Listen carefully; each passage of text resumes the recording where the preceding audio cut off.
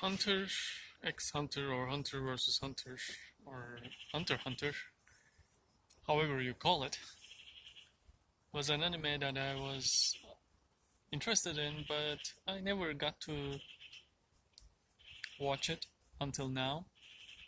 I finished more than 50 episodes. I'm right where the auction house assault ended, and it's an addictive anime. Though I need to tell you something. It is very different than what I expected. It's a it's a not a physical fight-based adventure, but more like a tactical, skill-based, and even intelligence-based world where people don't just pump up their muscles and just fists fight each other, but rather they have skills. They use this thing called Nen, which is some sort of an aura, which is some sort of a innate ability, but at the same time they have to rely on very careful tactics. It almost feels like a ninja world. It reminds me Naruto in that sense. There is this mystery of how to use your abilities, how to preserve your strength, how and when to strike.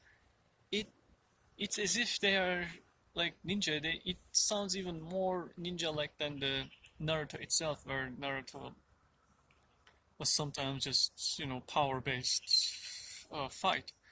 Whereas in this case, it's very different. And also, I like the way the story is told.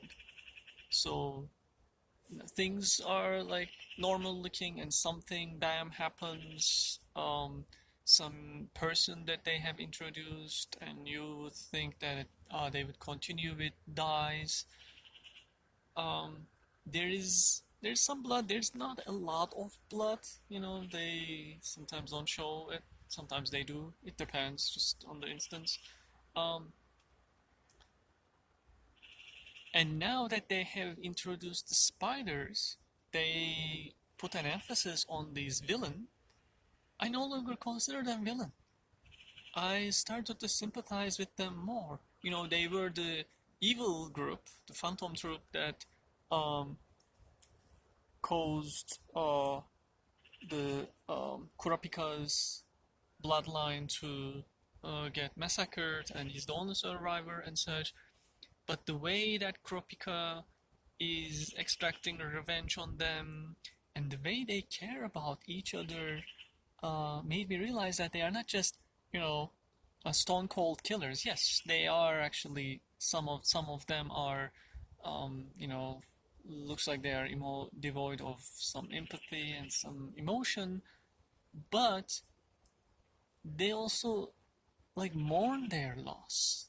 And in fact, that auction house assault was partially to mourn the loss of their member that Kurapika killed. Uwe, that guy, that enhancer type. And I got emotional. Like, I felt for that Crawler guy, the boss guy. And he himself even cried. So they are not just some ruthless, nonsense thief, murderer types, but actually they have formed a family. Like one of the guys even laughs when somebody says family, but they are actually a family. Yes, they are not a regular family, and they would even kill each other if there was no hard rules. So they are, very aggressive types. But at the same time, the fact that they show empathy to one of them made me also empathize with them way more. I started liking the way they introduced Killua and then Gon and such, and I was following them, but now Gon looks like a very shallow character for me now. In fact, the entire motivation of the anime, there isn't a one big goal, but rather there are individual stories. It didn't really start out very interesting to me because Gon wants to just find his father, and Killua kind of is searching for a family maybe, but the main I thought that the main character gone was gone, and I still believe that he is. Um, but he's not an interesting person. I can see the character development. I can see that he's getting stronger and such. But now I am more siding with all these diverse group of spiders, the Phantom Troop, the villains, and I really like the boss. So, and now they are debating that in a week, some members are going to die because that's the prophecy, and I'm I'm feeling sadness for them.